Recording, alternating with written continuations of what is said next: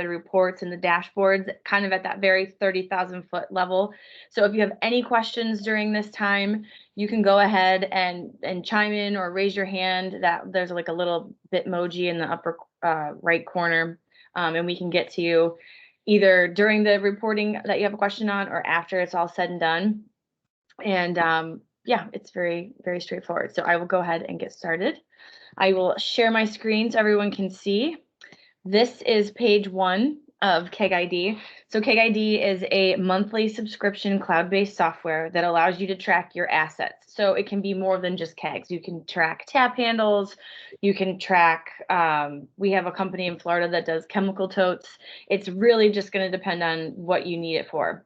Since most of us on this call are brewers or working with the keg aspect of it, we'll kind of focus on that for this demo. This is the main dashboard right here. So this is what you're going to look at multiple times during the day. This really gives you that 30,000 foot view of what's going on at your brewery. At one quick glance, you can go ahead and see today's activity of kegs, what you've received, filled, and shipped, what you have on hand empty, broken down by size. You have your batches on there with batch numbers, oldest batches, and kegs that have that brand in it. You have your maintenance dashboard, which shows you kegs that require maintenance, again, broken down by size. What you have in stock, broken down by size, as well as brand in the keg. And then down here just is this overall current keg status, what's in stock, turns, kegs at risk, that kind of thing. This dashboard is very customizable. You can move these widgets around, delete some of them if you don't want them, and they're all interactable. The map right here, it can be embedded into your website. So if you've got customers in St. Pete wanting to know where they can go get beer, they can go to your website, and this map will show where you physically scan kegs into accounts. As I mentioned, every widget here is interactable, so you can go ahead and click and see exactly what we have over here at Barcode Brewing. So go ahead and wait for this to load. So this takes us here, and it will show us that we have one firkin. This isn't the most complete data. Let me do one more keg. Also, something to mention is the color of the kegs. So a green keg is in good standing. A red keg, or excuse me, a yellow keg is at warning. Red keg at risk. Black keg is in danger, and a white keg just means there's nothing at that facility. So when you click on the keg, you can drill down deeper to get more information about what is actually at that site. That can include the location code, a source key, ship to, bill to, who's the contact there, if there's COD, if they have a TTB number that you have to record, you can put that all right here. It's kind of like their little black book.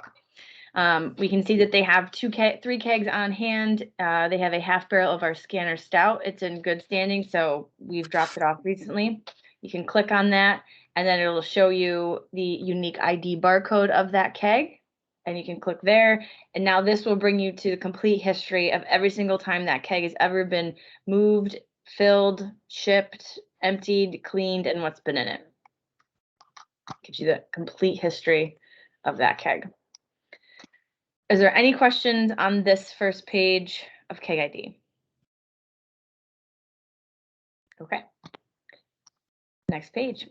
This is our aging analysis page. So if you're wondering how the kegs get their coloring, that's all up to you. And it's all customizable by brand, partner, location, totally up to you. If you know that your blonde ale is good for 62 days in the market, and then after that 62nd day, you really want to check on it, you can go ahead and do this custom aging analysis in here.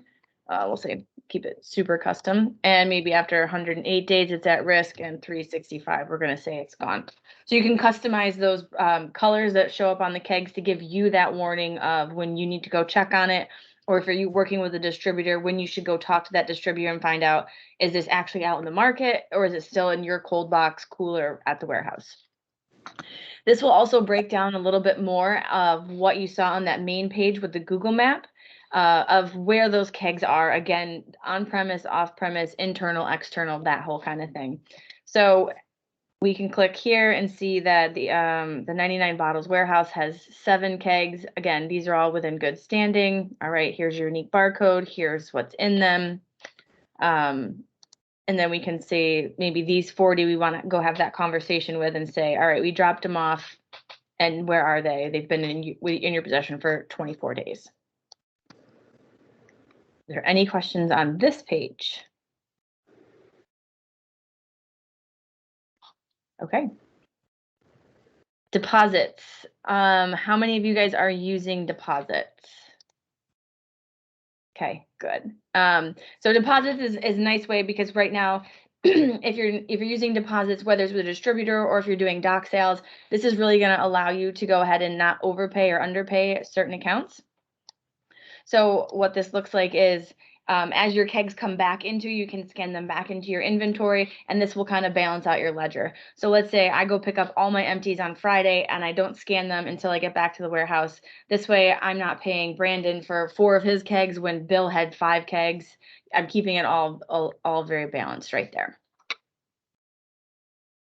Lost kegs. Everyone's losing kegs, right? I think right now the average is around between 4 and 8%.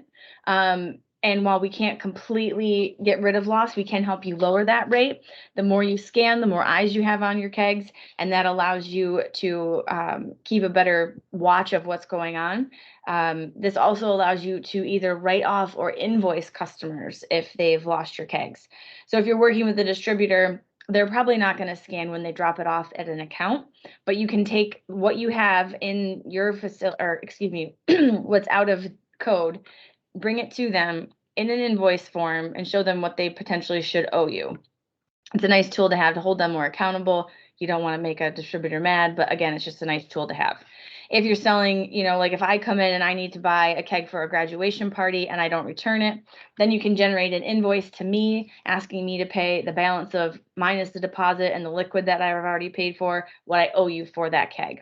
If you don't want to invoice customers, you can take this same exact dashboard and you can write off those kegs. Again, generating an invoice that you can custom the value of that keg based on how old it is and submit this to whoever does your taxes at the end of the year, because now you have actual physical proof of that keg every single time it's been scanned into the clean, dirty fill, where it went out in the great wide world and back to you. You can prove that that keg has now been gone for this one, for example, 353 days.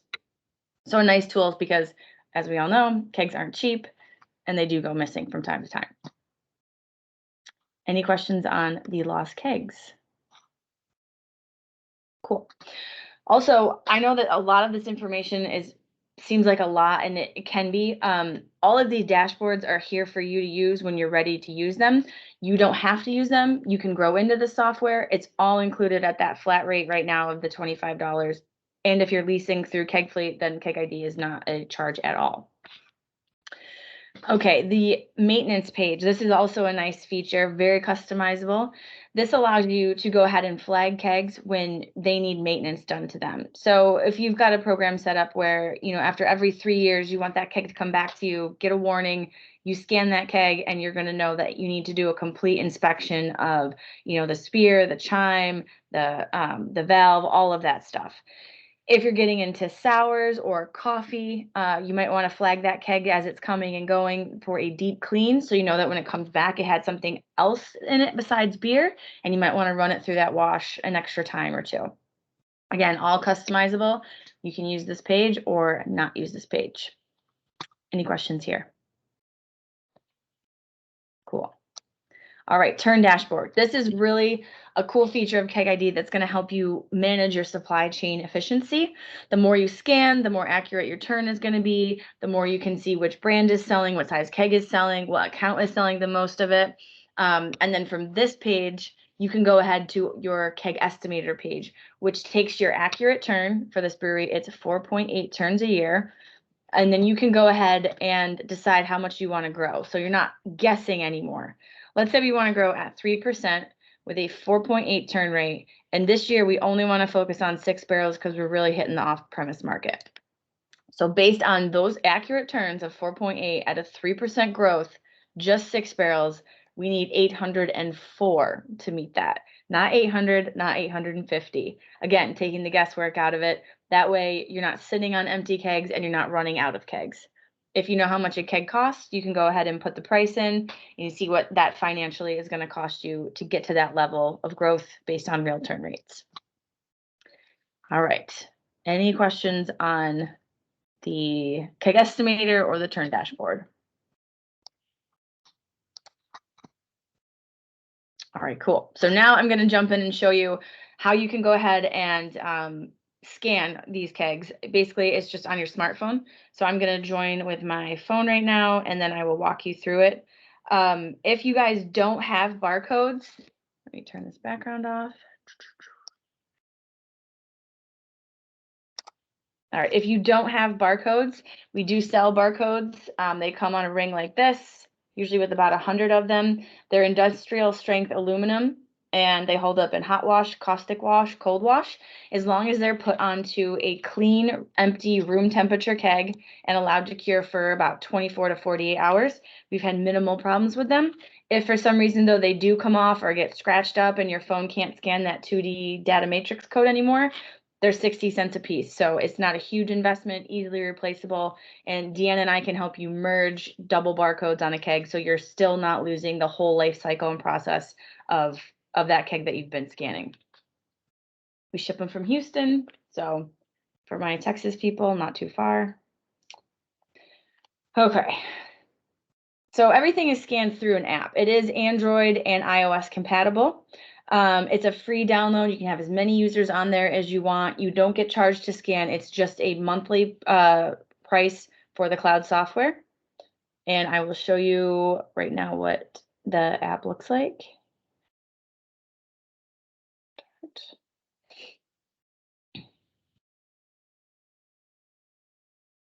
All right. So this is what Keg ID looks like.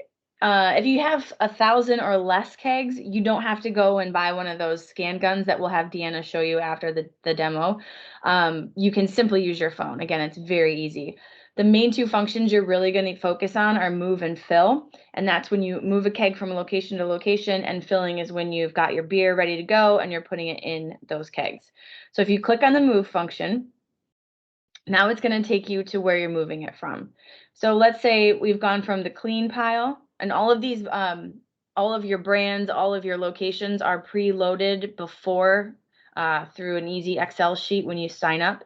If you're adding locations and brands and partners, very easy to do, again, either on the desktop version or here on your phone.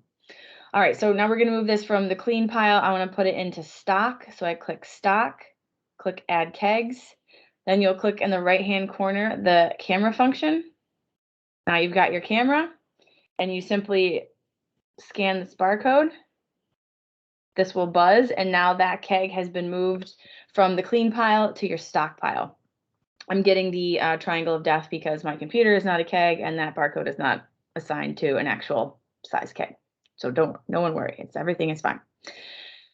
Okay, and then the other option is your fill function. So you click fill. Again, all your brands are going to pop up. You're probably filling one brand a day based on your brewing schedule. So let's say today we're doing Scanner Stout in 6 barrels. We're going to add a batch.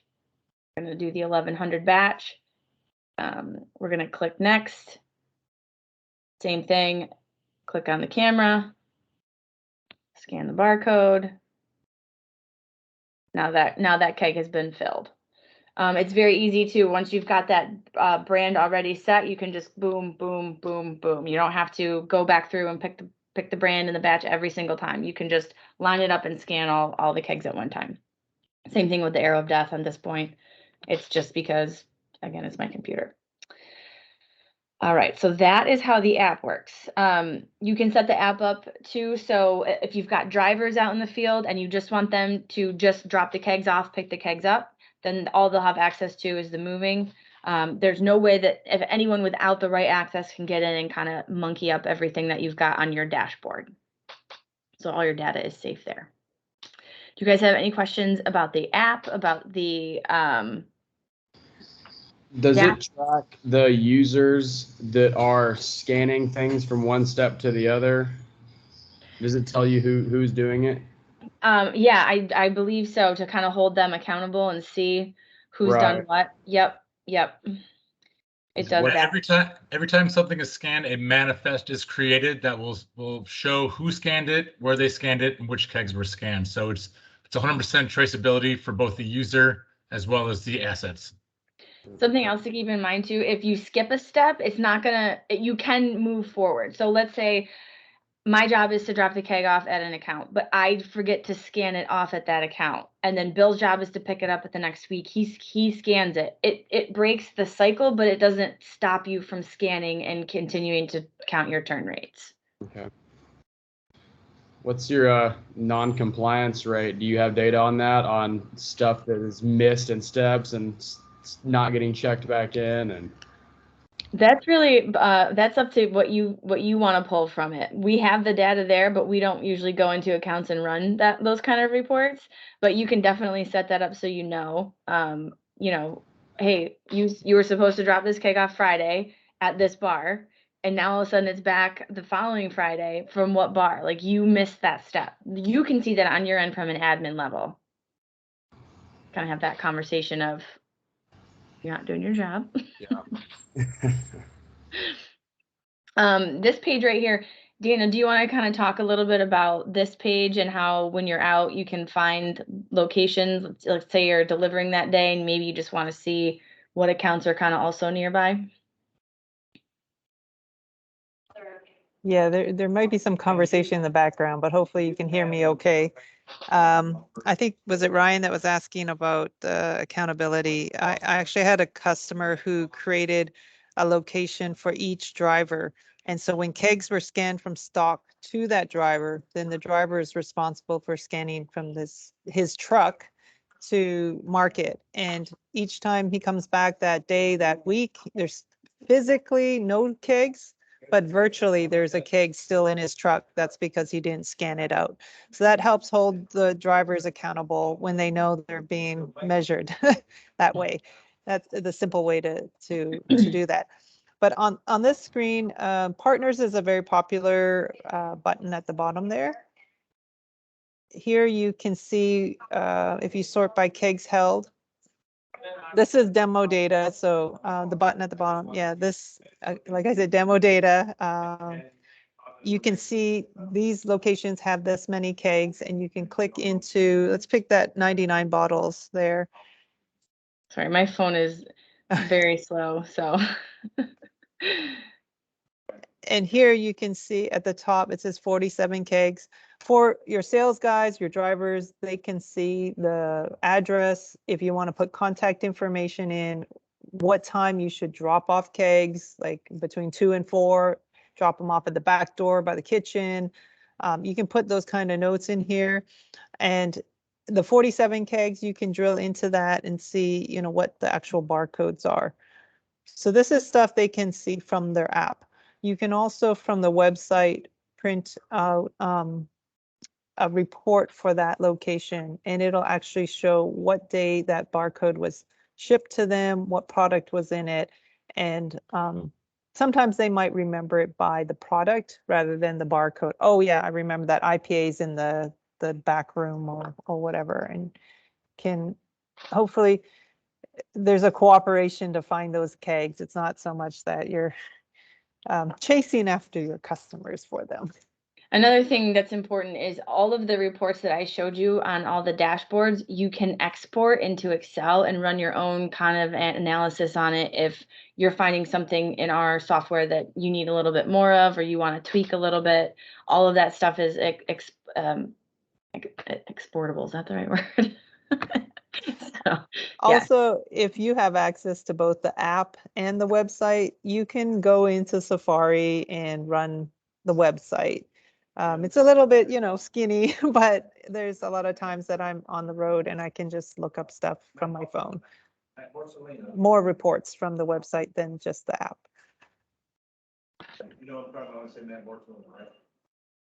Cool. Well, so do you guys have any other questions? Again, I know that there's a lot to take in, and especially Dropkick, you guys are going to be starting to use this, so feel free to reach out to, walk through a wizard if you get tripped up on certain things. If anyone's interested, we are running a special right now. KegID is only $25 a month. That allows you to scan up to 125 kegs. And then after that, it's just per keg. We add it on. By the time you hit 300, it's $55 a month.